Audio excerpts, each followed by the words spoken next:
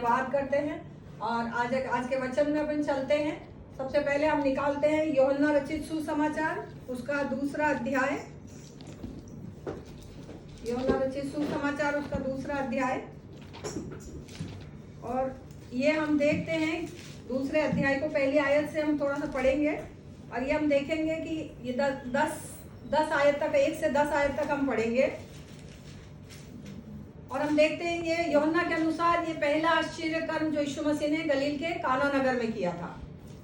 यूहन्ना रचित सुसमाचार दूसरा अध्याय 1 से 10 आयत तक। फिर तीसरे दिन गलील के काना में किसी का विवाह था और यीशु की माता भी वहां थी। यीशु और उसके चेले भी उस विवाह में निमंत्रित थे। जब दाखरस घट गया तो यीशु की माता ने उससे कहा, उनके पास दाखरस नहीं रहा। यीशु ने उससे कहा, हे महिला, मुझे तुझसे क्या काम, अभी मेरा समय नहीं आया। उसकी माता ने सेवकों से कहा, जो कुछ वह तुमसे कहे वही करना। वहां यहूदियों की शुद्ध करने की रीति के अनुसार पत्थर के 6 मटके धरे थे, जिनमें 2-2, 3-3 मन समाता था। यीशु ने उनसे कहा, मटकों में पानी भर दो। उन्होंने उन्हें मुंह भर दिया। तब उसने उनसे कहा, अब निकाल कर भोज के प्रधान के पास ले जाओ, और वे चले गए। जब भोज के प्रधान ने वो पानी चखा जो दाखरस बन गया था और नहीं जानता था कि वो कहाँ से आया है, तो परंतु जिन सेवकों ने पानी निकाला था वे जानते थे। तो भोज के प्रधान ने दूल्हे को बुलाकर उससे कहा, हर एक मनुष्य पहले अच्छा दाखरस देता है और जब लोग पीकर छक जाते हैं तब मध्यम देता है, परंतु तूने अच्छा दाखरस अब तक रख छोड़ा है। यीशु ने गलील के काना में अपना ये पहला चिन्ह दिखाकर अपनी महिमा प्रकट की और उसके चेलों ने उस पर विश्वास किया। ये वचन हम पढ़ते हैं, ये नए नियम में हम पढ़ रहे हैं कि यीशु मसीह ने जो ये पहला आश्चर्य कर्म किया है इसके बारे में पढ़ रहे हैं। इसमें खास बात, ये वचन से जो मैं बात करना चाहती हूँ, इस वचन में यीशु वहां पर जब शादी में जब दाखरस घट गया, खत्म हो गया और उनके पास कुछ नहीं था उनको सर्व करने के लिए, तो यीशु मसीह की माता के पास में, मरियम के पास में ये खबर आई और उन्होंने यीशु मसीह को बोला कि उनका दाखरस घट गया। पर यीशु मसीह ने उनसे कहा, मुझे क्या काम, अभी मेरा समय नहीं आया है। पर यीशु मसीह की माँ ने क्या कहा, सेवकों से ऐसा नहीं कहा कि वो मना कर रहा है या वो चुप हो गई कि भाई कुछ भी नहीं होने वाला, अब मैं क्या कर सकती हूँ, ये तो दूसरे की शादी है, क्या हो सकता है। परंतु उसने क्या करा, सेवकों को बुला के कहा, जो कुछ वो तुमसे कहे वही करना।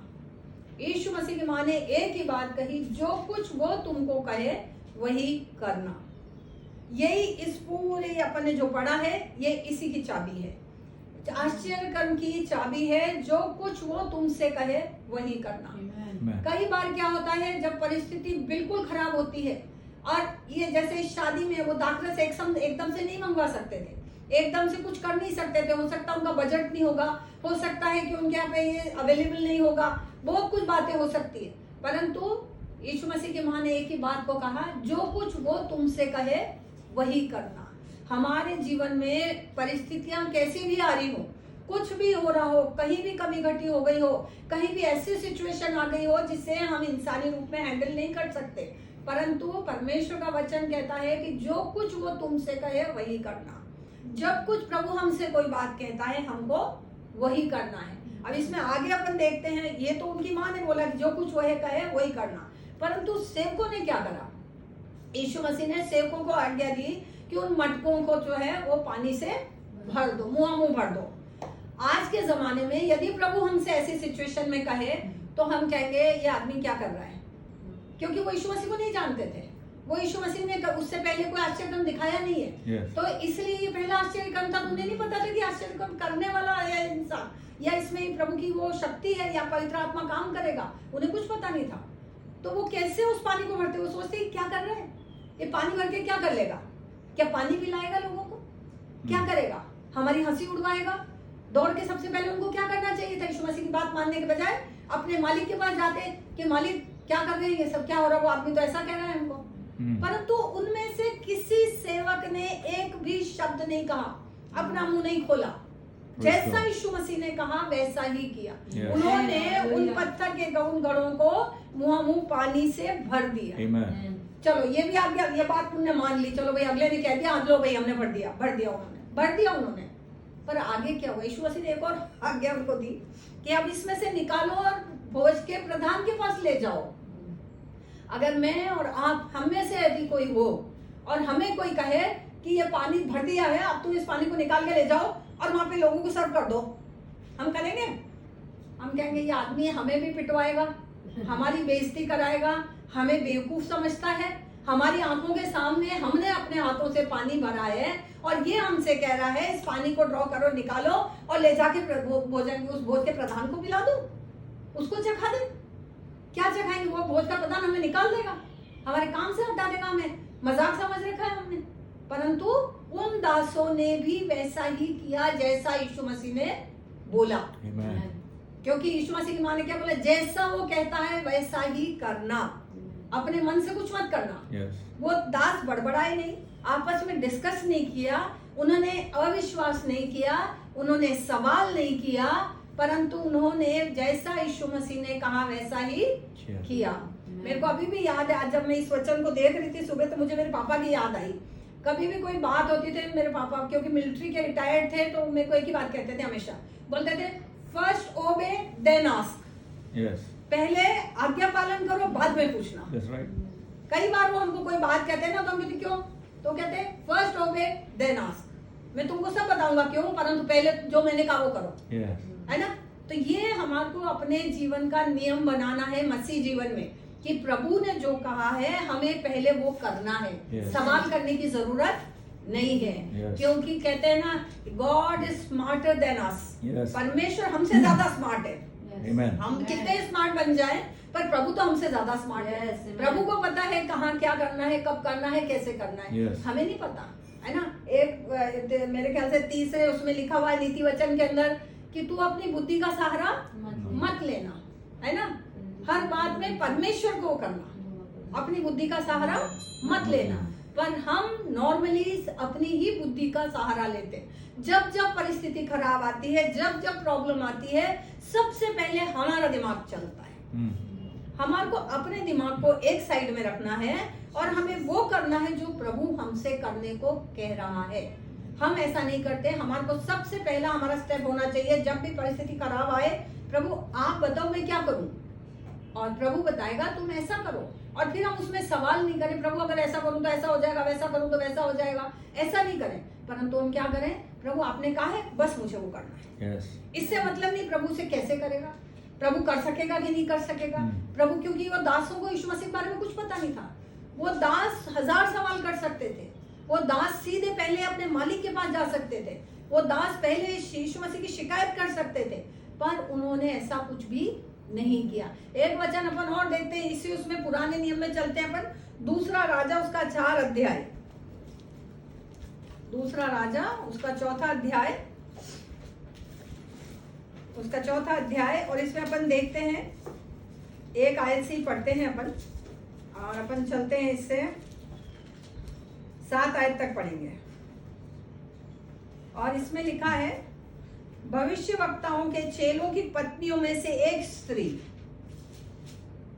दूसरा राजा 4 अध्याय 1 आयत से 7 आयत तक। भविष्य वक्ताओं के चेलों की पत्नियों में से एक स्त्री ने एलिशा की दुहाई देकर कहा, तेरा दास मेरा पति मर गया, और तू जानता है कि वो यहोवा का भय मानने वाला था, पर जिसका वो कर्जदार था वो आया है, और मेरे दोनों पुत्रों को अपने दास बनाने के लिए ले जाए। एलिशा ने उससे पूछा, मैं तेरे लिए क्या करूं? मुझे बता कि तेरे घर में क्या है। उसने कहा, तेरी दासी के घर में 1 हांडी तेल को छोड़ और कुछ नहीं है। उसने कहा, तू बाहर जाकर अपने सब पड़ोसियों से खाली बर्तन मांग ले और आ, थोड़े बर्तन न लाना, मांग ले आ और थोड़े बर्तन न लाना। फिर तू अपने बेटों समेत अपने घर में जा और द्वार बंद करके उन सब बर्तनों में तेल उंडेल देना, और जो भर जाए उन्हें अलग रखना। तब वो उसके पास से चली गई और अपने बेटों समेत अपने घर का द्वार बंद किया। तब वे तो उसके पास बर्तन लाए थे, उंडेलती गई। जब वे बर्तन भर गए, तब उसने अपने बेटे से कहा, मेरे पास एक और भी ले आ। उसने उससे कहा, बर्तन तो नहीं रहा। तब तेल रुक गया। तब उसने जाकर परमेश्वर के भक्त को ये बता दिया, और उसने कहा, जा तेल बेचकर ऋण भर दे, और जो रह जाए उससे तू अपने पुत्रों समेत निर्वाह करना। ये बिल्कुल वैसी ही बात है। यहाँ पे ये स्त्री जो है भविष्यवक्ता की पत्नी थी, उसका पति मर गया है, कर्जदार आ गए हैं और कर्जदार जो है उसके बेटों को कर्ज के बदले बेगार में ले जाना चाहते हैं, अपना दास बना लेना चाहते हैं। और वो क्या करती है, परमेश्वर के दास से बात करती है, एलिशा से बोलती है कि ऐसा ऐसा हो गया और मेरे बेटों को वो ले जाना चाहता, मैं क्या करूं। तो एलिशा ने पूछा मैं तेरे लिए क्या करूं, तेरे पास क्या है ना। आज की तारीख में हमारी परिस्थिति में कई लोग कर्जे में डूबे हैं, कई लोगों के पास अभी जॉब नहीं है, कुछ नहीं है, सब तरफ अंधेरा है ना। ये स्त्री की हालत से अलग हालत दूसरों की नहीं, बहुत से ऐसे लोग हैं जिनकी ऐसी हालत हो गई, परंतु उनके पास परमेश्वर का दास है, उनके पास परमेश्वर की इच्छा है कि परमेश्वर क्या कह रहा है, उनसे क्या चाहता है। उसने कहा बता तू मैं तेरे लिए क्या करूं, तेरे पास क्या है, हमारे पास क्या है, हमको ये देखना है हमारे पास क्या है ना। उसने कहा कि बता तेरे घर में क्या है। तो उसने कहा मेरे घर में तो एक हांडी तेल को छोड़ के और कुछ भी नहीं है। तो परमेश्वर के दास ने क्या बोला, बाहर जाके अपने सब पड़ोसियों से खाली बर्तन तू लेके आ जा, है ना। अब उसने क्या किया, उसने सवाल नहीं किया, उसने यीशु मसीह, उसने परमेश्वर के उस दास से ये नहीं कहा, एलिशा से ये नहीं कहा कि बर्तन लाके मैं क्या करूंगी, मैं तो पूरी खुद ही कर्जे में, मुझे कोई बर्तन देगा नहीं। हम सबसे पहले दिमाग लगाते हैं अपनी परिस्थिति के साथ में, क्योंकि हमारी जो स्थिति होती है उसके अनुसार देखते हैं हम, परमेश्वर के आंख के अनुसार उसकी दृष्टि से नहीं देखते, हम अपनी दृष्टि से देखते हैं। वो कह सकती थी कि अरे प्रभु मैं कहाँ से लाऊं, मैं किससे बर्तन मांगू, कौन देगा मुझे बर्तन, है ना। और फिर बर्तन लाके करूंगी क्या, मेरे घर में तो कुछ खाने को नहीं है, एक कुप्पी तेल के अलावा मेरे पास कुछ है ही नहीं, मैं बर्तनों का क्या करूंगी। फिर दूसरी बात उसने कहा कि जाओ बर्तन लाके उनमें सब में तेल को उंडेल। वही बिल्कुल दिमाग लगा सकती थी कि तेल कैसे उंडेलूंगी, इतने एक कुप्पी तेल है, बर्तन आ भी गए तो सारे बर्तन में इतना इतना सा तेल डाल के पकाऊंगी क्या, खाऊंगी क्या। मैं कर्जे की बात कर रही हूँ, आप तेल उंडेलने की बात कर रहे हो। कई बार परमेश्वर जो हमसे कहता है हमें वही करना है। और इस स्त्री ने वही किया जो उस दास ने कहा था। उसने उस दास के कहने के अनुसार अपने बच्चों को भेजा, बिना सवाल किए, बिना दिमाग लगाए, बिना किसी उसके अपने आसपास की परिस्थिति नहीं देखी, अपने घर की परिस्थिति नहीं देखी। उसने ये नहीं देखा कि इतने से तेल में सारे बर्तन में कैसे उंडेला जाएगा और ये तेल से क्या लेना देना है मेरे कर्जे का, मैं इस कर्जे का मैं कैसे चुकाऊंगी, मैं वो पूछ रही हूँ आपसे। हम जब बात करते हैं तो हमारे अगर उससे रेलेवेंट बात अगला नहीं करता तो हमारा दिमाग चलने लग जाता है कि मैं इससे कर्जे की बात करने आई हूँ और ये मुझे नई शिक्षा देने लग गया, ये मुझे ये कहने लग गया, इससे क्या लेना देना है। तो हमको ये दोनों बातें बताती है कि हमको क्या करना है, ओबीडियंस में चलना है। परमेश्वर ने जो आपको कहा है आप उसको करो, आप उसको करो बस। क्योंकि परमेश्वर का वचन कहता है कि अगर आप इच्छित हैं, if you are willing and obedient, है ना, यशाया में लिखा है if you are willing and obedient you will eat the best of the land. आप सर्वश्रेष्ठ चीज खाएंगे पिएंगे, आप सर्वश्रेष्ठ चीजों से तृप्त किए जाएंगे अगर आप आज्ञा पालन करेंगे। तो यीशु मसीह ने जब उन लोगों को कहा, दासों को कहा उसको पानी से मुंह भर दो, उन्होंने भर दिया। यीशु मसीह ने उनको बोला कि अब जाके इसको चखाओ, वो लेके चखाने चले गए। अब उसमें उस प्रधान ने क्या बोला, जब वो लेके गए प्रधान ने उसको चख लिया। प्रधान क्या बोलता है, अपन वापस चलते हैं यूहन्ना में, यूहन्ना दूसरे अध्याय में चलते हैं, 9वें आयत में जाते हैं अपन, है ना। अब निकाल कर भोज के प्रधान के पास ले जाओ, वे ले गए। जब भोज के प्रधान ने वो पानी चखा जो दाखरस बन गया था और नहीं जानता था कि वो कहाँ से आया है, उसे नहीं पता, प्रधान को नहीं पता कि दाखरस कहाँ से आ गया। प्रधान को तो ये बस दासों ने लाके चखाया, उसने उसे चख लिया। और सेवकों को पता है जो लेके गए उनको मालूम है कि ये तो पानी था, पर प्रधान चख के क्या बात बोल रहा है। प्रधान कह रहा है हर एक मनुष्य, उसने दूल्हे को बुलाया, उनका हर एक आदमी तो पहले अच्छा दाखरस देता है, फिर थोड़ा हल्का देता है, और सब जब नशे में हो जाते हैं, पी के जब बहुत वो हो जाते हैं, तब सबसे रद्दी वाला दाखरस मिलता है। पर तुमने तो आखिर तक के लिए बेस्ट दाखरस बचा के रखा है, सबसे अच्छा बेस्ट वाइन, है ना। पता है बेस्ट वाइन कौन सी होती है? बेस्ट वाइन वो कहलाती है जो कई सालों तक रखी जाती है। कहते हैं वाइन जितनी ज्यादा पुरानी होती उतनी ही अच्छी होती है। वाइन एक दिन में नहीं बनती, नॉर्मल वाइन जब लोग बनाते हैं तो उसमें 2 से 3 हफ्ते लगते हैं, 14 दिन 21 दिन लगते हैं, 1 महीना लगता है, तब वाइन बनती है, वो होती है नई वाइन। परंतु बेस्ट वाइन अगर चाहिए होती है तो उसे कई डिकेड्स, कई दसियों साल रखना पड़ता है। 15 साल, 20 साल, 50 साल, 60 साल पुरानी वाइन होती है। और जो वाइन जितनी पुरानी होती है वो उतनी ही अच्छी होती है। और जब ये भोज का प्रधान जो है ये जरूर परफेक्ट होगा वाइन चखने में, क्योंकि ये प्रधान है, ये सारा सब चीजें अरेंज करता है, ऑर्गेनाइज करता है। तो इससे तो मालूम है कौन सी बेस्ट वाइन है, कौन सी मीडियम क्वालिटी है, कौन सी लो क्वालिटी है। और ये कह रहा है कि तुमने बेस्ट वाइन दी है, बेस्ट वाइन दी। यीशु मसीह ने क्या करा, उस ओबीडियंस के कारण, क्योंकि उन दासों ने सवाल नहीं किया, उसकी माँ ने कहा जैसा करे, जैसा कहता वैसा करना। दासों ने जब आज्ञा पालन किया, उसने 60 साल को एक पल में कर दिया। हालेलुया। टाइम रिडीम कर दिया। Yes. हमारे जीवन में खोया हुआ समय, Praise God. नाश किया गया समय, Yes. यीशु मसीह परमेश्वर में वो ताकत है, एक चुटकी बजाते ही, पलक झपकते ही उसको रिडीम कर दिया। आमीन। कई बार हम सोचते हैं अरे ये तो पॉसिबल ही नहीं है, जो लूट गया चला गया पॉसिबल ही नहीं है, ऐसा नहीं हो सकता, अब खत्म हो गया अब थोड़ी होगा। परंतु ऐसा नहीं है। हमारा परमेश्वर रिडीमर कहलाता है। Yes. यीशु मसीह रिडीमर कहलाता है। Yes. रिडीमर का मतलब होता है उसको ले लेने वाला, इकट्ठा करके वापस छुड़ा लेने वाला, Amen. छुड़ा लेने वाला। और यहाँ यीशु मसीह ने समझो 60 साल, क्योंकि वाइन बनने में, अच्छी वाइन बनने में मिनिमम 60 साल लगते हैं, वो 60 साल को उसने कंप्रेस करके एक पल में बदल दिया। Amen. एक पल में उसने उसको बेस्ट वाइन कर दिया। Yes. क्यों करा? ओबीडियंस के कारण। Hallelujah. अगर हम ओबीडियंस में चलें, अगर हम अपने कानों को खुला रखें, अगर हम कहें कि मेरा प्रभु तू क्या कह रहा है, क्योंकि और किसी इंसान में ताकत नहीं है टाइम रीडिंग करने की। Yes. हम लोगों के पास दौड़ते परिस्थितियों के लिए, हम अपनी जरूरतों को पूरा करने के लिए, कर्जे को चुकाने के लिए, हमारी खो गई चीजों को वापस वो कर पाने के लिए, कोई भी पोजीशन को पाने के लिए, या जो कुछ छूट गया उसे लेने के लिए, या आगे बढ़ने के लिए हम किसका मुंह देखते हैं? लोगों का। परंतु ऐसा नहीं है, हमको सिर्फ एक फोकस करना है, यीशु मसीह पे। Amen. जब हम हमारे प्रभु पे फोकस करते हैं और ध्यान से उसकी बात को सुनते हैं, लोगों की बात को नहीं सुनते। हो सकता है वो दास जो वहां पर होंगे, दूसरे लोग भी होंगे, उन्हें भी सुना होगा यीशु मसीह को बोलते हुए, है ना। हो सकता है वो लोग कह रहे हो मेरे बेवकूफ, तुम पागल हो क्या, क्यों भर रहे हो इसको, ये क्या कर लेगा, क्यों पानी भर रहे हो उसमें मटकों में, ऐसे बहुत से उनके बोलने वाले।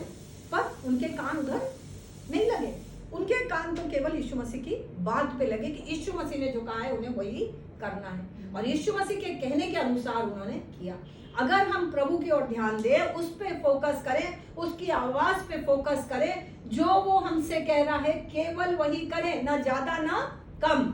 अपनी बुद्धि लगाएंगे तो ज्यादा या कम कर देंगे, हमें ज्यादा भी नहीं करना है और कम भी नहीं करना। एज इट इज, जैसा उसने कहा वैसा ही करना है। Yes. वो दास एक घड़ा भर के देख सकते थे कि पहले एक घड़ा भर देते हैं, देखे क्या होता है। नहीं, उसने कहा सबको भर दो, उसने भर दिया। मुंह मुंह भर दो, उन्होंने मुंह मुंह भर दिया। हमको वही करना है जो प्रभु हमसे कह रहा है। Yes. और प्रभु एक पल में हमारे सारी चीजों को रिडीम कर देगा। Amen. हमारे सारे समय को रिडीम कर देगा, सबको बदल देगा। Yes. है ना, उसमें इतनी वो है और कोई इंसान नहीं कर सकता। इसलिए हमारा फोकस जो है, हमारा ध्यान जो हमारे प्रभु में होना, और इसकी चाबी यही है, ओबीडियंस।